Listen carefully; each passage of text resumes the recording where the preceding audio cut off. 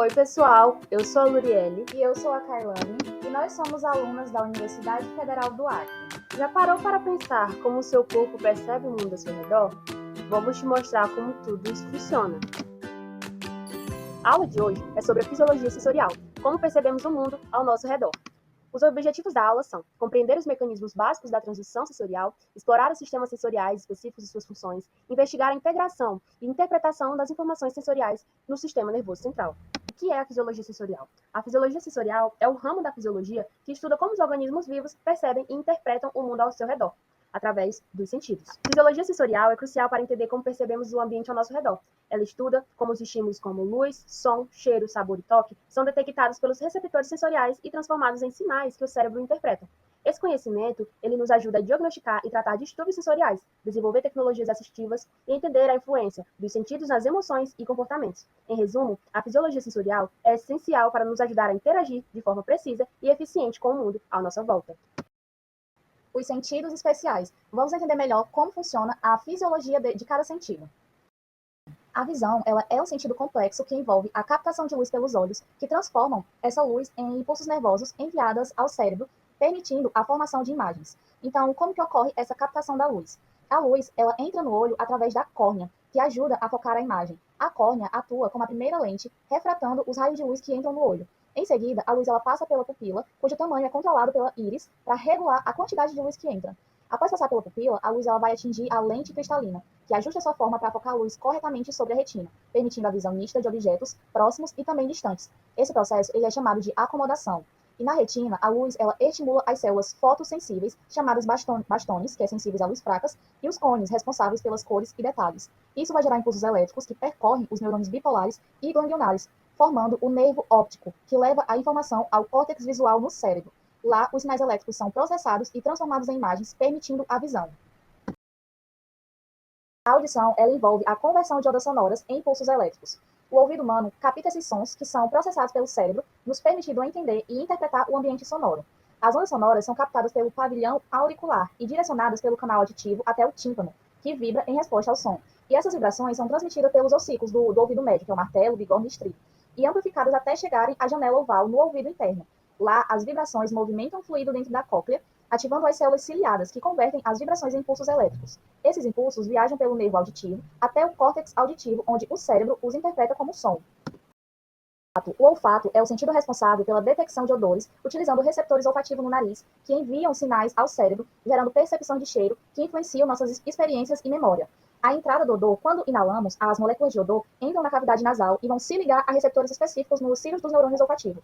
Essa ligação ativa os receptores, desencadeando uma série de reações bioquímicas que geram um sinal elétrico. E esse sinal é transmitido ao bulbo olfativo, que vai processar as informações e as enviar para o córtex olfativo no cérebro. Lá, os odores são identificados e interpretados, permitindo-nos reconhecer uma grande variedade de cheiros.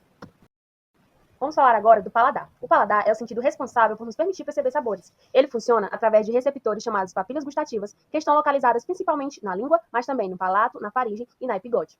A língua ela é coberta por milhares de pequenas saliências, chamadas papilas gustativas. Cada papila contém células sensoriais chamadas células gustativas. As células gustativas possuem receptores, que se ligam às moléculas de sabor presentes nos alimentos. Quando uma molécula de sabor se liga a um receptor, a célula gustativa envia um sinal nervoso ao cérebro. O cérebro ele interpreta os sinais nervosos, permitindo-nos identificar os diferentes sabores. Existem 5 gostos básicos que as papilas gustativas podem detectar: doce, salgado, amargo, azedo e um novo sabor chamado umami, que está associado a alimentos ricos em glutamato, como nos queijos e cogumelos. Vamos agora para o equilíbrio, ou sentido vestibular. É um dos nossos sentidos mais importantes. Ele é responsável por nos manter em pé, orientados no espaço e conscientes da nossa posição e do nosso movimento. O principal órgão do equilíbrio está localizado na orelha interna e é chamado de labirinto. Ele consiste em 3 canais semicirculares e 2 órgãos otolíticos. Detectam movimentos rotacionais da cabeça, que são chamados os canais semicirculares. Os órgãos otolíticos, eles detectam movimentos lineares e a posição da cabeça em relação à gravidade. No nervo vestibular, os sinais captados pelo labirinto são enviados ao cérebro através deles. No cérebro, ele integra as informações do sistema vestibular com outros sentidos, como a visão e a propriocepção, que é um sentido de posição do nosso corpo, para criar uma percepção completa do nosso equilíbrio. Vamos falar agora dos receptores sensoriais e suas funções. Vamos explorar como o nosso corpo detecta e interpreta vários tipos de estímulo no nosso ambiente. Primeiro, temos os receptores mecanorreceptores, que são responsáveis por detectar estímulos mecânicos, como pressão, vibração, estiramento da célula, aceleração e o som. Temos de exemplo os receptores da pele, que nos permitem sentir o toque de um objeto ou a pressão aplicada em nossa pele. Logo em seguida, temos os termorreceptores, que são receptores térmicos. Eles detectam mudanças de temperatura, como, por exemplo, graus variados de calor ou frio. Os quimiorreceptores. Eles detectam substâncias químicas no ambiente, essenciais para os sentidos do paladar e do olfato, como, por exemplo, oxigênio, pH, diversas moléculas orgânicas, como, por exemplo, a glicose. Logo em seguida, temos os fotorreceptores. Eles são especializados em detectar luz e são essenciais para a visão, como, por exemplo, os cones bastonetes na retina dos nossos olhos, que nos permitem ver cores e formas em diferentes condições de iluminação. Os nossos receptores, eles detectam estímulos que podem causar danos aos tecidos e são responsáveis pela percepção da dor. Por exemplo, quando nos cortamos com uma faca, os nossos receptores na pele enviam sinais de dor ao cérebro. O processo de transdução. A transdução sensorial ocorre por meio de alterações no potencial de membrana dessas células, resultando na geração de potencial de ação que viaja pelo sistema nervoso até o cérebro. Os mecanorreceptores. Nos mecanorreceptor, um estímulo mecânico, como um toque, deforma a membrana celular do receptor. Essa deformação vai ativar canais iônicos mecanosensíveis, permitindo a entrada de íon, geralmente sódio, na célula. O influxo de íons vai gerar um potencial receptor. Quando o potencial atinge o limiar, é gerado um potencial de ação que viaja pelo neurônio sensorial até o sistema nervoso central. Os quimiorreceptores. O estímulo químico vai se ligar a receptores específicos na membrana celular do quimiorreceptor. E essa ligação vai ativar uma cascata intracelular por meio de segundo mensageiros. E aí canais iônicos são abertos, permitindo a entrada ou saída de íons, causando mudanças no potencial da membrana. E se o potencial atingir o limiar, vai ocorrer o potencial de ação. Nos fotorreceptores, eles vão conter pigmentos fotossensíveis, como a rodopsina, que ao absorverem fótons, sofrem uma mudança conformacional. Isso vai desencadear uma cascata de reações químicas que levam à hiperpolarização da célula e à modulação do sinal enviado ao cérebro, permitindo a formação da visão. Nos termorreceptores, quando a pele ou parte do corpo sente calor, canais específicos vão se ativar, permitindo a entrada de íons na célula, o que vai gerar um sinal elétrico. O mesmo acontece com o frio, mas usando canais diferentes. Esse sinal elétrico viaja pelos nervos até o cérebro, onde é interpretado como quente ou frio. Assim, os termorreceptores funcionam como sensores naturais do corpo, nos ajudando a reagir ao ambiente, como afastar a mão de algo quente ou vestir agasalho quando está frio.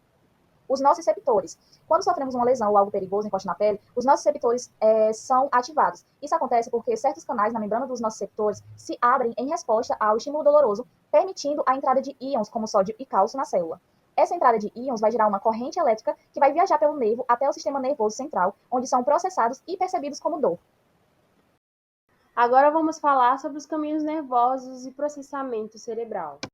O cérebro ele é uma verdadeira obra-prima da biologia, com várias áreas especializadas no processamento sensorial. Aqui estão algumas das principais áreas. Temos o córtex visual, que é o lobo occipital. Ele é responsável pelo processamento das informações visuais, captadas pelos olhos, interpreta luz, cor, formas e movimentos. No lobo temporal, temos o córtex auditivo, processa os sons captados pelos ouvidos, interpretando frequência, volume e localização do som. No lobo parietal, temos o córtex somatosensorial. Ele recebe informações táteis, como pressão, dor, temperatura e posição das partes do corpo. Temos o lobo temporal, que tem o córtex olfativo. Ele é envolvido na percepção do olfato, interpretando os sinais químicos dos odores. Estas áreas, elas trabalham em conjunto para criar uma experiência sensorial integrada e coerente. O cérebro não só processa cada tipo de informação sensorial de forma independente, mas também ele integra essas informações para formar uma percepção completa do ambiente. A formação de percepções completas é um processo fascinante e complexo. Vamos desvendar isso juntos. Começa com a captura de informações. Tudo começa com a captura de dados pelos nossos sentidos: visão, audição, olfato, paladar. Enfim, esses sentidos, eles captam diferentes aspectos do ambiente ao nosso redor. Logo após, temos o processamento inicial. Os dados sensoriais brutos são enviados ao cérebro, onde passam por um processamento inicial, por exemplo, a informação visual captada pelos olhos. É primeiramente processada pelo córtex visual, no cérebro. Logo em seguida, temos a integração multissensorial. Aqui é onde a magia realmente acontece. O cérebro, ele integra informações de diferentes sentidos para formar uma representação coerente do nosso mundo. Por exemplo, ao ouvir um som e ver o movimento dos lábios de alguém falando, o cérebro combina esses dois tipos de informação para entender o que está sendo dito. Logo em seguida, o contexto e a experiência. As percepções, elas não são formadas apenas com base em dados sensoriais presentes. O contexto e as experiências passadas desempenham um papel crucial. Por exemplo, se você já viu um cachorro antes, Sua experiência anterior ajuda a identificar rapidamente o cachorro quando você ver outro. Por último, a interpretação cognitiva. Finalmente, o cérebro ele interpreta essas informações combinadas. Isso envolve a utilização de funções cognitivas superiores, como memória, atenção e raciocínio. O resultado é uma percepção completa e compreensível do ambiente. Resumindo, o cérebro realiza um trabalho incrivelmente sofisticado ao integrar informações de múltiplas fontes, aplicar contexto e experiência, e então interpretar tudo isso para criar percepções significativas. Fascinante, não? Curiosidades e experiências sensoriais. Você sabia? O olfato e memória estão ligados. O olfato é o sentido mais diretamente conectado ao sistema límbico, a parte do cérebro responsável pelas memórias e emoções. É por isso que cheiros podem desencadear lembranças vividas, como o cheiro de um bolo que remete à infância. O toque libera ocitocina, o hormônio ligado à sensação de bem-estar e conexão social. Estudos mostram que abraços podem reduzir o estresse e melhorar a saúde cardiovascular. O paladar vai perder sua força com a idade. Isso acontece devido à diminuição do número de papilas gustativas e à atrofia dessas células.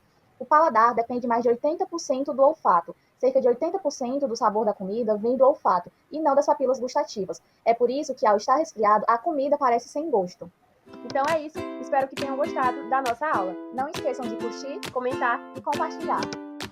Muito obrigada!